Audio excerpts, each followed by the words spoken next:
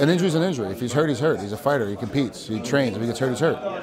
But just like I said, it was strange that he waited until after he signed to pull out. He could have just got fixed, got looked at first, and made a decision whether he could fight or not, and then either sign or don't sign. That's all. Very tough opponent, completely different than what we had planned with Watson. A great ground and pounder. He's got great ground and pound game. Better than average wrestling ability. A nice overhand knockout power right. A great left-handed knockout power hook. Very tough, and has quite a bit of experience. You know, he's in the 15 years it's taken me to get whatever 30 fights. He's gotten the same amount in 7 years. So this is a guy that's very active, very tenacious, and really knows how to use his balance well from a judo background. Oh, absolutely, it's a lose-lose. Yeah, he's a 170-pounder, and not an overly sized 70-pounder, but 170-pounder. And he manned up and stepped up to go to 185 to fight me. But for sure, it's a lose-lose because he's a 170-pounder that isn't ranked, that although being tough and being a good fighter, doesn't have the same bill behind him as Tom Watson does. So I go from a 5-round title fight to a 3-round fight to a guy that's a 170-pounder.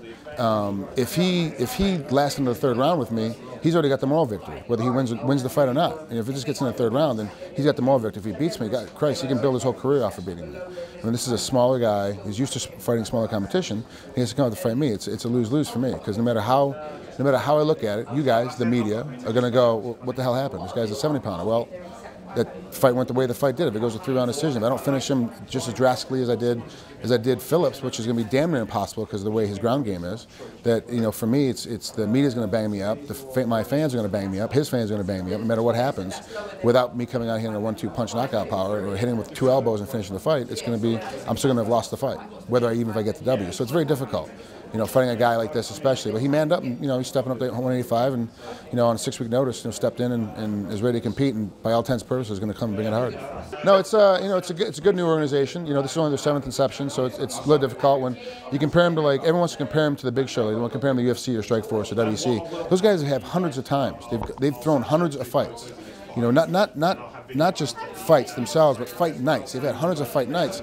It's a lot of work that goes in, you know, behind this game. So they're still learning, they're still growing. So you can't compare them to the new guy, you know, to the old guys on the block. You have to compare them to the new guys on the block. You know, everybody else that's new and under 20 fights total. These guys have only had 7. This is not even 7 yet. They've only had 6. This is their 7th one now, and they're doing pretty well. They still have some growing pains. You know, there's. You know, every time they come, there's more fans watching them. There's more people watching them on TV at home. They're getting better deals. They got bigger name fighters now with the Marquadt signing and with myself in there. And unfortunately, you know, Escudero's not on the card, but was scheduled to be on the card. They're getting bigger names. And so as a result with that, there comes a lot of growing pains. And they're trying to work themselves through it. And honestly, they got to hire about 5 or 6 more people to help out because they're getting too busy. You know, that's really the bottom line.